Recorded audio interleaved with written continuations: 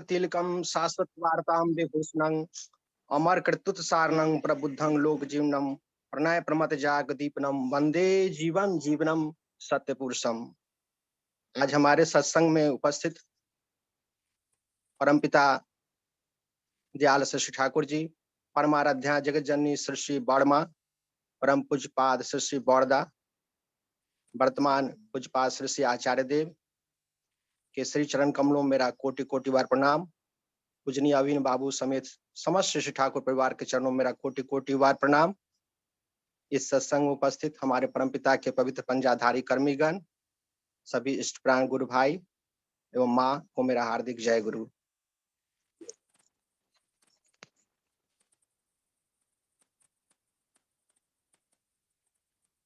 परमपिता की दया से 1 मिनट दादा।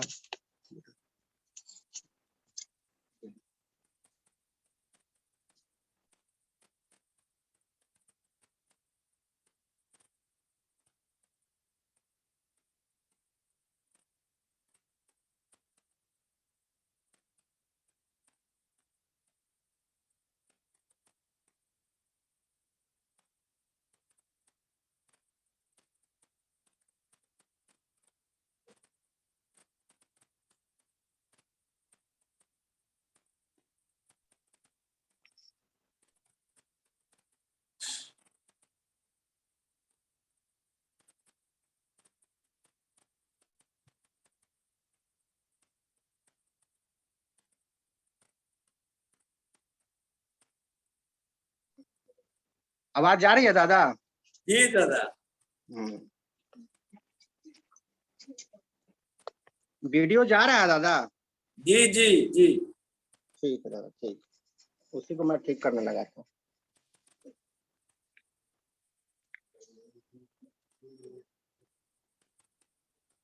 परमपिता की दया से आज मुझे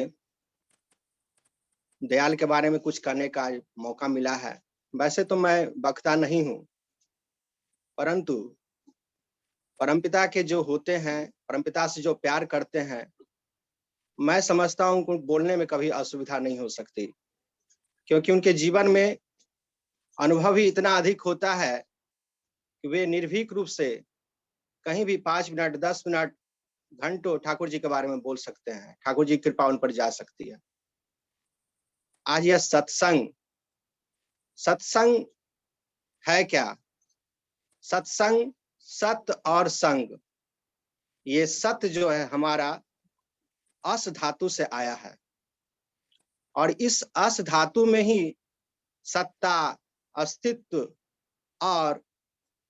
और विधान साम्यता है। ये सत्ता है कौन? हमारे परम दयाल श्री ठाकुर जी। और ये संग जो है यह सनज धातु से है, जिसका अर्थ होता है अनुराग, प्रीति, प्रेम, मिलन। तो ये अनुराग, प्रीति, प्रेम ये किनके लिए हो? यह मानव जीवन, व्यक्ति का जो जीवन है, सर्वश्रेष्ठ प्राणी जो यह मानव है, हम जो मानव हैं, परमपिता की विशेष कृपा से, अत्यंत साधना से हमको यह पूर्ण जीवन, मानव जीवन मिला है। यह सत्य है। इस मानव जीवन को मिलने के बाद मानव भटकता फिरता है यदि उसके जीवन में आदर्श नहीं हो। लेकिन मेरा यह अनुभव है कि ठाकुर जी की विशेष से विशेष कृपा, जिसका कोई वर्णन नहीं कर सकता, जिसका कोई अंतिम छोर नहीं होता, उनकी कृपा से व्यक्ति किसी के माध्यम से ठाकुर जी से युक्त होता है। हम लोग जो सोचते हैं ना कि दीक्षा सहज होती है, सहज है दीक्षा, किसी को हम लोग याजन किए, दीक्षा ले लिए, ये सहज बात हो गया। दीक्षा सहज नहीं।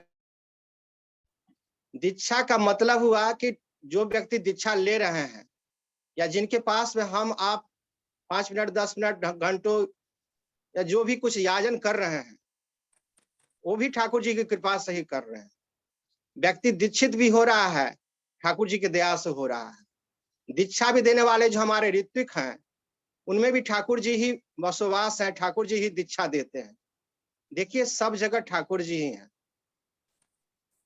अब यह दीक्षा लेने के बाद ठाकुर जी बोल हम लोग जैसे कि मन में यह संशय होता है कि दीक्षा लेने के बाद होता क्या है कि कुछ व्यक्ति दीक्षा लेने के बाद 2 दिन 4 दिन करते हैं, फिर ठाकुर जी का तो कर्म पर आधारित सारा साधना है, छोड़ देते हैं। और कुछ व्यक्ति जीवन पर्यंत लेकर चलते हैं। तो फिर लोग प्रश्न पूछते हैं कि जब यह जीवन का पूर्व साधना में ठाकुर जी का वह साधना किया था, पुरुषोत्तम का साधना किया था, तो उनकी कृपा से दीक्षा होती है, तो फिर वह छोड़ क्यों दिया? उसको तो जीवन भर लेकर चलना चाहिए था। ठाकुर जी यहाँ बोलते हैं, छोड़ना पकड़ना, दीक्षा होने तक उसका जो साधना था, वहां तक ठाकुर जी वर्ण करके चलते हैं। लेकिन जब वो दीक्षा ले लेता है, तो यह प्रकृति का नियम है कि कर्म ही जीवन है। कर्म के जरिए ही हम ठाकुर जी को परिपूरित कर सकते हैं, बिना कर्म का नहीं कर सकते हैं। वहां के बाद सिर्फ उसके आत्मा पर, उसके अपने विचार पर निर्भर करता है कि वह ठाकुर जी को अपने कर्म के द्वारा कितना लेकर चलता है। ठाकुर जी बोलते हैं कि दीक्षा का मतलब होता क्या है? दीक्षा का मतलब होता है दक्ष होना। हम लोग देखिए ना, बिल्कुल प्रैक्टिकल बात मैं करना चाहता हूं। एक दीक्षित व्यक्ति है, एक खाँटी सत्संगी है और एक अदीक्षित है। दोनों में आप अंतर कीजिएगा तो आकाश जमीन का अंतर हो जाता है। आकाश जमीन का अंतर होता है। ठाकुर जी का नाम ग्रहण करने के बाद हम लोग एक केंद्र से जो है सो सेंट्रलाइज हो जाते हैं, क्योंकि without a centre we can not be centralise. हम लोग केंद्र के बिना केंद्रित नहीं हो सकते हैं। जैसे जाता कोई चक्की है, उसके कील के पास में जो गेहूं या कोई अन्न का दाना रह जाता है तो वह नहीं पिसाता, बाकी चारों तरफ का पिसा करके भूसी भूसी हो जाता है। वही केंद्र हमारे ठाकुर जी हैं। हमारे जीवन में दक्षता का आगमन, चाहे वह जीवन का कोई भी बिंदु हो, चाहे हमारे पढ़ने का बिंदु हो, कोई काम करने का बिंदु हो, कोई भी चीज का हो, उस सभी में दक्षता आने लगता है। अभी मैं सुन रहा था, हमारा आदरणीय तारकेश्वर दा बोल रहे थे कि 2 बात जब हमारे पूजनीय बिंकी दा आए थे तो राजू दा जाने वक्त बोले, इष्ट स्वार्थ और इष्ट प्रतिष्ठा। इष्ट स्वार्थ, इष्ट प्रतिष्ठा के बारे में अर्थ बताया गया कि ठाकुर जी की इष्ट प्रतिष्ठा हम तभी कर सकते हैं कि हम उनको लेकर के हमारा जो कर्म है, जो हमारा जीवन का कर्म है, उसको हम छोड़े नहीं। जैसे कोई विद्यार्थी है तो उसको विद्यार्जन करना है, कोई व्यवसायी है तो उनको अपना व्यवसाय भी चलाना है, कोई चिकित्सक है तो उनको अपना चिकित्सा भी करना है। इस तरह से जिनका जो कर्म है, उनको ठाकुर जी के मुताबिक विधि सम्मत होकर के करना ही ठाकुर जी से प्यार करना है। ठाकुर जी के मुताबिक विधि सम्मत होकर यदि हम उस काम को नहीं करते हैं, घर में हमारी माँ बीमार है और हम जो है सिर्फ घूम रहे हैं बाहर, तो ठाकुर जी हमसे खुश नहीं है। पहले हम अपनी माँ को देखेंगे, पहले हम अपने परिवार को भी देखेंगे, क्योंकि व्यक्ति, दंपति, गृह, समाज, राष्ट्र, ये सारा चैनल बना हुआ है। ठाकुर जी चैनल बनाया है कि व्यक्ति पहले ठीक होगा, तभी उसके आने वाले जो दंपति होंगे वो भी ठीक होंगे। जब व्यक्ति और दंपति ठीक होंगे तो उनके घर में जो बच्चे का आगमन होगा, जो संतान आएंगे, उनमें भी वही धारा बन करके प्रस्फुटित होगा और वो भी ठाकुर जी के ही होंगे। तब हम समाज का गठन कर सकते हैं। हम स्वयं ठीक नहीं है तो हम दूसरे को कुछ बोलेंगे तो उस पर कोई असर नहीं पड़ेगा ठाकुर जी। तो ठाकुर जी वहां पर दीक्षा फिर वह व्यक्ति कैसे लेगा जब हमारा आचरण ही सही नहीं होगा? हम जब ठाकुर जी के मुताबिक होंगे ही नहीं तो कैसे लेगा? बिल्कुल ही सहज बात है।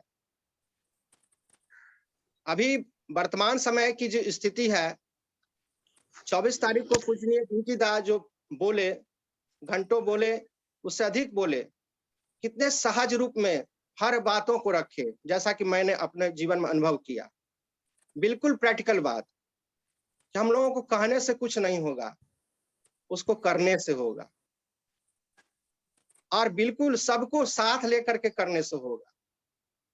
किसी के अंदर दोष देखने से नहीं होगा, प्यार करने से होगा। क्योंकि ठाकुर जी इस बार जो अवतार लिए हैं, वह प्रेम का अवतार है ठाकुर जी का, और प्रेम से ही सब कुछ करना है। प्रेम से ही हमको ठाकुर जी का हर काम को करना है। ठाकुर जी जीवंत है। मैं अपने जीवन में कभी नहीं समझता हूं कि ठाकुर जी एक छवि में है, फोटो है। ठाकुर जी को प्यार यदि कोई व्यक्ति करता है, तो मेरा यह अनुभव है, उसके जीवन में कभी भी क्लांता नहीं आ सकती है।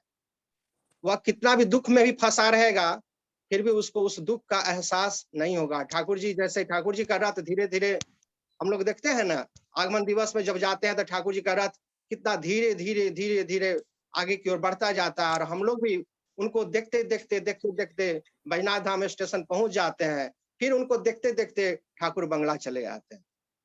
वैसे जीवन के जो हमारे मालिक है परमपिता, ये हमारे जीवन के रथ को भी इसी तरह से खींचते हैं। जिसके जीवन में ठाकुर जी हैं, लेकिन ठाकुर जी को जो जीवंत भगवान समझते हैं, अपने घर के ऑल इन ऑल मेंबर समझते हैं, उनके जीवन में ही ऐसा हो सकता है। ठाकुर जी को जैसे कोई व्यक्ति पूछते हैं ना, ठाकुर जी कही आप लोग आलोचना प्रसंग में पढ़े होंगे कि ठाकुर जी एक व्यक्ति से पूछे कि आपके घर में कितने व्यक्ति हैं, या हम लोग भी किसी से पूछते हैं कि आपके घर में कितने स्वजन हैं, तो कोई 5 बताते हैं, 6 बताते हैं, परमपिता को छोड़ देते हैं। नहीं, हमारे घर में परमपिता ही ऑल इन ऑल हैं। हमारे ठाकुर जी हमारे घर के सबसे मुख्य सदस्य हैं। तो जब ये मुख्य सदस्य है, तो हम ठाकुर जी से कैसे प्यार करेंगे? ठाकुर जी से हम प्यार कैसे करेंगे? जैसे हम लोग देखते हैं कि अपने घर में रहते हैं, 3 कमरा 2 कमरा है, अपने कमरे को खूब सजा कर रखते हैं, ठाकुर जी को जैसे तैसे रखे हुए हैं। आज उपयोजना केंद्र के द्वारा हमारे आचार्य देव क्या कर रहे हैं? जहां जहां ये भूल त्रुटि है, उसको सुधारने के लिए हम लोग को प्रेरित कर रहे हैं। सिर्फ स्मृति लेने और प्रशस्ति देने तक की बात नहीं है। ये उपयोजना केंद्र जो है, ये इसको मैं शायद सहज रूप में नहीं ले सकता हूँ, क्योंकि ये बहुत बड़ा अनुशासनवाद है, और ठाकुर जी के एक सूत्र में भावधारा में बांधने का एक बहुत बड़ा प्रोसेस है। जो गुरु भाई हमसे बिखर गए हैं, जो ठाकुर जी को छोड़ दिए हैं, जिनका स्मृति सालों सालों बाकी है, जिनके घर में जाने के बाद ठाकुर जी का आसन गंदा है। सोचिए, जिनके घर में जाने के बाद ठाकुर जी का आसन गंदा है, ठाकुर जी का फोटो क्रैक किया हुआ है, उस घर में हम कैसे समझेंगे कि ठाकुर जी से प्यार है? मैं याजन के क्रम में घर में जाता हूँ, किन्हीं किन्हीं के घर में जाता हूँ, तो देखता हूँ कि बरसों पुराना फोटो में झोल लगा हुआ है। ठाकुर जी झोल के बहुत ही विरोधी है। कहीं भी झोल नहीं लगने देना चाहिए। झोल लगने से घर की आर्थिक स्थिति खराब हो जाती है। वो व्यक्ति को वहां पर समझाना पड़ता है। समझाना ही नहीं पड़ता, अपने आचरण के जरिए आप अपने साथ उसको 1-2 जगह जहां जहां आप अपने ढंग से आप दिखाइए, सुनाइए, अपने साथ उसको विनती प्रार्थना कराइए, तो वह व्यक्ति जो बोध करेगा, वही उसके मानस पटल पर अंकित होगा, तब यह व्यक्ति सही होगा। ठाकुर जी से प्रेम करने का मतलब क्या है? कि हमारे घर में ठाकुर जी हैं, तो ठाकुर जी का खूब सुंदर आसन होना चाहिए, ठाकुर जी की खूब सुंदर प्रतिकृति होनी चाहिए, छवि होनी चाहिए, बड़मा की होनी चाहिए, बड़दा की होनी चाहिए, आचार्य देव की अच्छी तस्वीर होनी चाहिए। ठाकुर जी जिस रूम में रह रहे हैं, वह रूम बहुत ही साफ सुथरा होना चाहिए। उस रूम का जो है बिछावन बिस्तर सब भी खूब सुंदर होना चाहिए।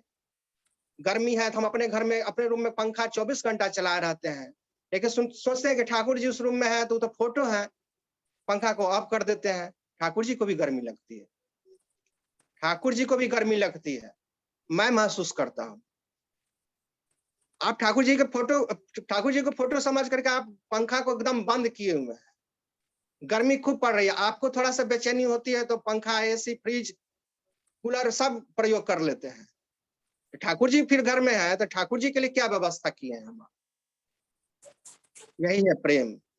ठाकुर जी से जब हम प्रेम करते हैं तो हम यह महसूस करते हैं कि हमारे जीवन में आने वाली हर बाधा, हर संकट कितना भी आवे, हमारे पूर्व जन्म का कर्म फल जो भी हमारे साथ है, ठाकुर जी बोले तो उसका तो खंडन होता है। तुम जो सोचो कि बिल्कुल हट जाएगा, यह संभव नहीं है। उसका परमपिता खंडन करते रहते हैं। जहाँ 16 ना है वहां पर 4 ना भी हमको झेलना पड़ता है। इससे हम नहीं घबराएं। इससे अब आप हम नहीं घबराएं। जो कर्म फल है उसको तो भोगना ही पड़ेगा। काल कर्म के जाल में रही भोगत खेत, विनती प्रार्थना भी में लोग बोलते हैं। इस बात को महसूस हम करेंगे कि हमारा जो कर्म फल है वह तो हम घटित हमारे साथ होगा ही, लेकिन कैसे घटित हुआ पता भी नहीं चला। बहुत दुख का कहर भी हम लोग पर टूट जाता है, लेकिन ठाकुर जी के हम लोग जो परफेक्ट ठाकुर जी से प्रेम करते हैं तो उस समय हमको बहुत ही कम अनुभव होता है। देखिए ना, एक सत्संगी, खाटी सत्संगी हम लोगों का जीवन और एक जो सत्संगी नहीं है उनका जीवन, दोनों में बहुत ही अंतर है। उनका रहन सहन, बात विचार सारा उल्टा पुल्टा है। आज पूजा ही हो रहा है, बहुत तरह का अनुष्ठान होता है, यज्ञ होता है, दीक्षित नहीं है, ठाकुर से युक्त नहीं है, बिना आदर्श के हैं। उनके घर में कोई आदर्श नहीं, कोई केंद्र नहीं। आप देखते होंगे कि सारे अनुशासन को भंग करके करते हैं, हठी पूजा करते हैं। भगवान को, भोले बाबा को, माँ दुर्गा को अपनी मुट्ठी में करना चाहते हैं। भगवान इधर रोते हैं और वह अपना हठ पूजा कर रहा है। आज मंदिर में कभी-कभी मैं जाता हूँ दर्शन करने के लिए, प्रणाम करने के लिए, तो देखता हूँ भक्त लोग को देखता हूँ कि मूर्ति के चरण पर, माता के काली हो या दुर्गा हो, उनके चरण पर, भोला बाबा का शिवलिंग, उन पर अपना माथा पटक के केस सहित रगड़ते रहते हैं। लेकिन क्या ये सोचते हैं कि यदि भगवान को बाल का स्पर्श हो जाता है, भगवान बहुत ही वहां पर व्याकुल हो जाते हैं? ये बात कहाँ हम लोग को सीखने का मौका मिला? ये हमारे ठाकुर जी के भावधारा में आने के बाद, ठाकुर जी की भावधारा में आने के बाद ही हम लोग समझ पाते हैं कि पूजा वास्तविकता में है क्या, व्रत है क्या, यज्ञ है क्या, कैसे देवी देवताओं की पूजा होती है। ठाकुर जी की पूजा करने के बाद हम लोगों को लगता है कि पूरे देवी देवता का हम लोग पूजा कर लेते हैं। कहीं भी गोड़ लगने के लिए जाते हैं तो लगता है कि कैसे पैर नहीं धोए हैं तो कैसे मंदिर में घुसे। लेकिन जो व्यक्ति कोई आदत से युक्त नहीं है, वह मांस भक्षण भी करके आता है तो उसको कोई डर नहीं। अपने स्वार्थ के आगे अंधा होकर के वह मंदिर में घुसता है और अपने मन के मुताबिक भगवान को लेकर चलने का कोशिश करता है। क्या ऐसा होता है? ऐसा नहीं होता है। धर्म का अर्थ ठाकुर जी क्या बताए? धारण करना। जिसको धारण करने से मनुष्य बचता और बढ़ता है, वही धर्म है। जिसके धारण करने से मनुष्य वृद्धि की ओर अग्रसर होता है, वही धर्म है। जिसको धारण करने से मनुष्य प्रेम का जो है से बहुत बड़ा मैग्नेट बनता है, वही धर्म है। जिसको धारण करने से मनुष्य को देख करके, कोई देख करके वह सोचने लगे, उसको और देखने लगे कि यह कैसा व्यक्ति है, तो समझ ले वह ठाकुर जी के आदर्श पर चल रहा है। आज हम लोग सत्संग में जाते हैं, पूजनीय बिंकी दा आए, कितना सुंदर माहौल था। या कोई दादा आते हैं, ठाकुर परिवार से आते हैं, कैसा भक्तिमय, कैसा स्वर्ग की तरह वातावरण होता है। ऐसा क्यों होता है? वो बहुत बड़े मैग्नेट हैं, उनके शरीर से वो रेज निकलता है। हम जितने ठाकुर जी के होते हैं, हमारे शरीर से वैसा रेज निकलता है। हम लोगों के अंदर वह बुढ़ापा अवस्था नहीं आता है। दादा बोल रहे थे ना कि नारायण दा का उम्र हमारे पूर्व के आचार्य देव से भी ज्यादा। एक दादा और का उदाहरण दिए, सही बात है। ठाकुर जी के काम करने वाले व्यक्ति का आप हम देखते हैं कि वह जस का तस ही दिखता है। यह कितनी बड़ी बात है, यह सोचने की बात है। हम लोग यह पढ़ते हैं कि सुनते भी हैं, देखते भी हैं कि जिनके जीवन में आदर्श नहीं होते हैं, जब वह नौकरी करते हैं, सरकारी नौकरी करते हैं, रिटायर्ड हो जाते हैं, तो उनके मेंटल पर, माथे पर बहुत बड़ा शॉट लग जाता है कि उनकी आमदनी, उनकी जो महीनवारी तनख्वाह होती है, वह आधे से भी अधिक कम जाती है। लेकिन जो ठाकुर जी के व्यक्ति होते हैं, देखिए उनके जीवन में आनंद ही आनंद आता है। क्यों आनंद आता है? तो उनको यह लगता है कि मैं रिटायर हो गया हूँ, तो मैं पूर्व से ठाकुर जी का काम कर रहा था तो समय नहीं मिलता था, अब मैं दिन भर काम करूंगा, दिन भर परमपिता का के लिए सोचूंगा, यहाँ जाऊंगा वहां जाऊंगा, मेरा ऊपर जो बंधन सरकार का था वह छूट गया। देखिए, और उस समय से देखिए उनका करने का ढंग, उनके जीवन जीने का ढंग, कोई रोग उन पर हावी नहीं होता है, व्यक्ति निरोगी होता है। और यदि किसी को रोग भी है तो वह पता नहीं चलता, ठाकुर जी के काम में इतना अधिक मशगूल ही होता है, तो उसको जीवन में क्या रोग है, क्या व्याधियां हैं, उसको कुछ समझ में नहीं आता है। और ठाकुर जी की दया से जब वह ठाकुर परिवार में, जब वह आश्रम में जाता है तो निवेदन करता है ठाकुर परिवार से, तो उसका जो समाधान मिलता है उसको करता है, तो व्यक्ति सुखी होता है। रोगी होते हुए भी उसका जीवन ठाकुर जी अपने रथ को जैसे घिस आगे बढ़ा रहे हैं, उस रथ को पकड़ते पकड़ते उसका जीवन आगे की ओर चलता चला जाता है। यही है ठाकुर जी। ठाकुर जी ठोकर दे दे के मनुष्य को मानव बनाए। मानव का फैक्ट्री ठाकुर जी है। हम लोगों के अंदर जो संस्कार का गठन होता है, यह सुंदर संस्कार का गठन ठाकुर जी के भावधारा में आने के बाद ही होता है। आज ये क्या जरूरत है ऑनलाइन सत्संग हमारे दादा को चलाने का? आज कोरोना काल के बाद में आज दरभंगा सत्संग चलता चल रहा आ रहा है, जिससे कितने व्यक्ति लाभान्वित हुए।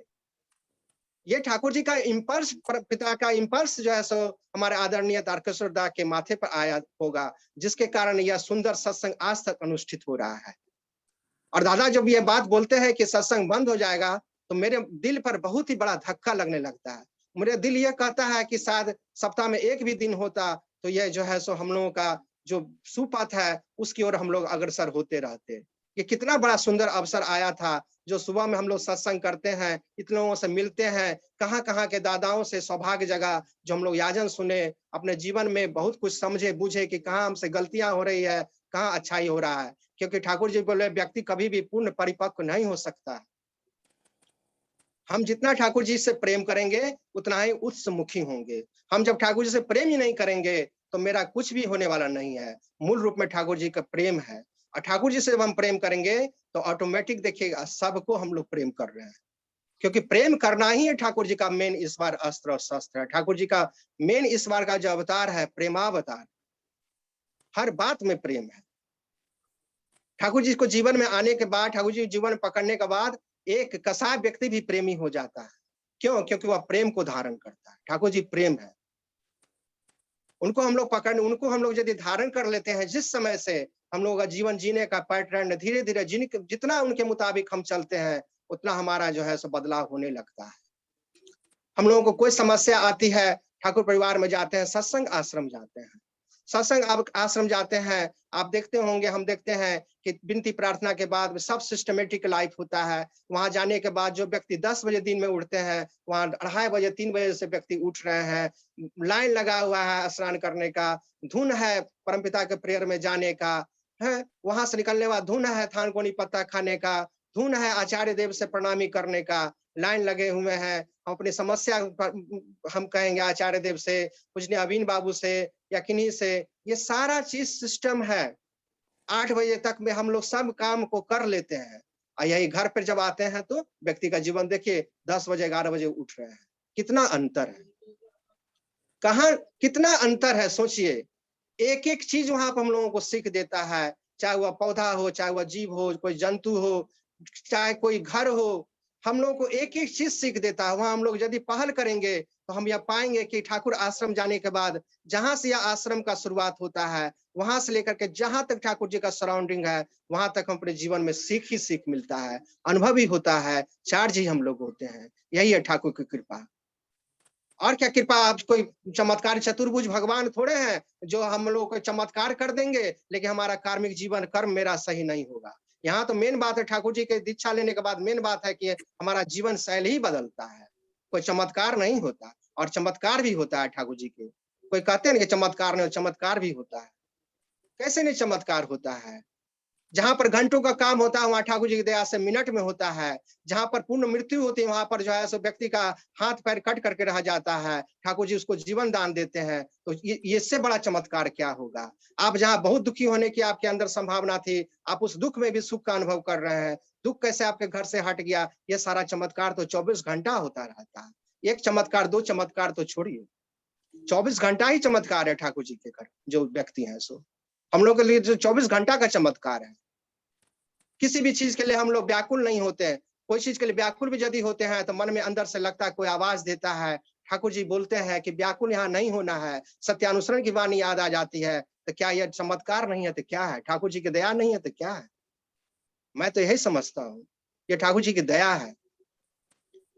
अभी आप देख रहे हैं जो वर्तमान परिस्थिति है, आज को जो नवयुवक है, जो दीक्षा नहीं लिए हुए हैं, जो अदीक्षित हैं, जिनके जीवन में कोई आदर्श नहीं है, कितने फ्रस्ट्रेट होते चले जा रहे हैं युवक युवतियां। आप घंटों देखिएगा मैगजीन में, पेपर्स में, आपके परिवेश में, ये जरूर ये प्रत्येक दिन का एक न्यूज आता है कि आज फलना बरस का लड़का सुसाइड कर लिया, आज फलना बरस का लड़का भाग गया, आज फलना बरस का लड़का ऐसे कर लिया, वैसे कर लिया। ऐसा क्यों हुआ? लेकिन हम लोगों के जीवन में ठाकुर जी हैं, हम लोग जीवन में किसी भी गलत काम को करने से पहले लगता है कोई हाथ पकड़ के कह रहा है, नहीं करो, नहीं करो, नहीं करो। यही है ठाकुर जी का आशीर्वाद। ये नाम जो हम लोग करते हैं, ये नाम हमारे जीवन में एक बहुत बड़ा जो है सो एक सूत्र को स्थापित करता है, एक शक्ति को स्थापित करता है, जिस शक्ति के बदौलत हम लोग हर काम को सहज रूप में कर लेते हैं। कितना भी बड़ा सत्संग हो, कितना भी बड़ा कोई आयोजन हो, हम लोग बहुत सहजता के साथ, अनुशासन के साथ करते हैं। यही है ठाकुर जी का प्यार, यही है ठाकुर जी की पूजा। पूज्यपाद आचार्य देव के पास में निवेदन करने के लिए हम लोग जाते हैं। एक बात जो मैंने अपने जीवन में अनुभव किया वर्तमान परिस्थिति के अनुसार, कि अभी कुछ भी होता है, गुरु भाई लोग हम सभी किसी भी स्थिति में फंसते हैं तो सत्संग बाड़ी, ठाकुर बाड़ी जाते हैं। पूज्यपाद आचार्य देव से या अविन बाबू से या पहले आचार्य देव से, हमारे जो वर्तमान आचार्य देव हैं, पहले जो थे, वो हम लोग निवेदन करते हैं ठाकुर जी की घर परिवार की। तो निवेदन करने के लिए जाते हैं तो मैं एक बात जरूर यहाँ पर विशेष जोर देकर कहूंगा कि मेरे जीवन का कुछ अनुभव है कि निवेदन करने के बाद हमारे दादा जो भी कुछ बोलते हैं उसको आप पहले ठीक ठीक समझ लीजिएगा। क्योंकि दादा जो बोलते हैं तो कभी वहाँ हिंदी भाषा भी बोलते हैं और बांग्ला भाषा बोलते हैं। वहाँ जो उनके सेवक लोग होते हैं उसको वो सुन के पास में हिंदी ट्रांसलेट करके बताते हैं। हिंदी ट्रांसलेट करके बताते, दादा के आशीर्वाद जो मिला आप उसको भली भांति समझ लीजिएगा कि दादा क्या बोलते हैं, और दादा के आशीर्वाद जो दिए हैं उस अनुताबिक ही चलिएगा। दादा के आशीर्वाद को कभी भी इग्नोर नहीं कीजिएगा, तभी आप जीवन में शांति को पा सकते हैं। किसी भी बाधा का जो है सो आप परिणाम, अच्छा परिणाम पा सकते हैं। जिन्होंने दादा के आशीर्वाद को अपने मन मुताबिक ले लेते हैं, मन मुताबिक चलाने लगते हैं, उनके आशीर्वाद को इग्नोर करते हैं, उनके जीवन में बहुत बड़ा भटकाव आता है, उनका जीवन उथल पुथल हो जाता है। क्योंकि परमपिता साक्षात उनके शरीर के अंदर बसवास करते हैं। ये हम और आप ये सहज रूप में नहीं लीजिए कि पूजने पिंकी दादा आए, बोले, चले गए, ये अविन बाबू बोल रहे हैं, खड़े हैं, हम सुन लिए, चले गए। ये हम लोग कभी नहीं लेकर के चलेंगे। ये साक्षात ठाकुर जी उनके शरीर के अंदर व्याप्त है। ये ठाकुर जी का इम्पल्स उनके द्वारा हमारे लिए निकलता है। मैं भी जब इंटर कर गया था तो ठाकुर जी के पास में ठाकुर बाड़ी गया था, अपने जीवन के बारे में सोचा था कि अब मैं आगे क्या करूंगा, नहीं करूंगा। उस समय रामवीर दा ऋत्विक थे हमारे मुजफ्फरपुर जिला में, वो हमारे साथ ले गए थे। मुझे वो पल याद है जब हमारे वर्तमान आचार्य देव अभी जो है उनसे मेरी 15 मिनट से आगे की बातचीत हुई थी। अब वह बातचीत करना बहुत ही आसान अब नहीं रहा। 15 मिनट से ऊपर की बातचीत हुई थी। दादा हमको बहुत बात समझाए थे, बहुत बात समझाए थे, एक बच्चा की तरह मुझे समझाए थे। मैं उस बात को लेकर भी चला, लेकिन कुछ अपनी बात को भी उसमें लगा लिया, जिसका मुझे भी कुपरिणाम झेलना पड़ा। पुनः मैं जब 5 साल के बाद मैं फिर गया वहां दादा के पास में निवेदन करने के लिए कि मैं जो है सो फिर से यह काम करना चाहता हूं, तो दादा बोले कि नहीं, अब आप बालिक हो चुके हैं, व्यवसाय कर दिखे आछे, व्यवसाय करेंगे। मुझे पढ़ने का बहुत शौक था। मैं अपने जीवन का एक अनुभव दे करके मैं समय को भी ध्यान में रखे हुआ हूँ, मैं वाणी को विश्राम दूंगा। मैं पढ़ने का बहुत शौकीन था, मुझे पढ़ाई से बहुत ही ज्यादा प्यार था। बचपन से मुझे पढ़ने के प्रति बहुत ज्यादा मेरा प्रेम भावना रहता था। और ठाकुर जी का तो दीक्षा मैं लिया ही परफेक्ट समय पर, लेकिन माँ पिता बहुत पुराने दीक्षित है, तो मैं ठाकुर जी का बुझिए कि उस समय बिना दीक्षा के इष्टवृत्ति करता था। और सत्संग में हाथ पकड़ के मैं सहरसा में हर एक जगह सत्संग होती थी, शाम के शाम मैं जाता था पिताजी के साथ। तो मैं बहुत दुखी हो गया कि मुझे अब पढ़ने निकलने के लिए अवसर नहीं मिल रहा है। अब दादा मुझे आशीर्वाद में कह रहे हैं कि व्यवसाय कर देखिए आछे, व्यवसाय कर देखिए आछे। अब मैं क्या करूं? तो आचार्य देव के पास में एक दादा रहते थे, उनका वहां पर डेरा है। मैं उनके पास गया, घंटों उनसे डिस्कशन किया कि दादा मुझे पढ़ने की इच्छा है। अब तो दादा बोल रहे हैं व्यवसाय करने के लिए, अब मैं क्या करूं? अब मेरा पढ़ाई कहाँ जाएगा? तो दादा बोलते हैं कि देखो ठाकुर जी, तो ये जो हाथ का लकीर तुम्हारा है ना हाथ, इसके लकीर को भी ठाकुर जी बदल देते हैं। दादा में ही ठाकुर जी हैं। तुम ठाकुर बंगला में जाकर ठाकुर जी के पास में समक्ष बात बोलो, और तुम जो थोड़ा भूल किए हो उस भूल का प्रायश्चित करो और फिर से तुम पढ़ो। देखो ठाकुर जी तुमको आगे-आगे लेकर चलेंगे, और व्यवसाय भी करो। व्यवसाय तुम क्या करोगे? कोई बिज़नेस शुरू करो। तो हमें कहा कि मेरा तो कॉम्पिटिशन भी, मेरा आईबीबी नौकरी होते हुए भी मैं नहीं मेरा हो पाया, रिजल्ट भी आया तो मेरा वेटिंग में आया था, मैं नहीं कर पाया। मेरे जीवन में धक्का वहाँ भी लगा था, फिर भी मैं देहात नहीं हुआ। टीचर्स की नौकरी भी आई तो मैं वहाँ भी जो है सो फिसल गया, फिर भी मैं देहात नहीं हुआ। फिर भी मैं ठाकुर जी की दया से एकदम प्राण के सहित आगे की ओर बढ़ता रहा। अच्छा मेरे जीवन में ठाकुर जी हैं ना, मेरे जीवन में ठाकुर जी हैं, सबसे मूल संपत्ति मेरे ठाकुर जी हैं। सारा पद, प्राण, प्रतिष्ठा सब मेरे ठाकुर जी हैं। मैं जो कुछ खाता हूँ ठाकुर जी की दया से ही खाता हूँ।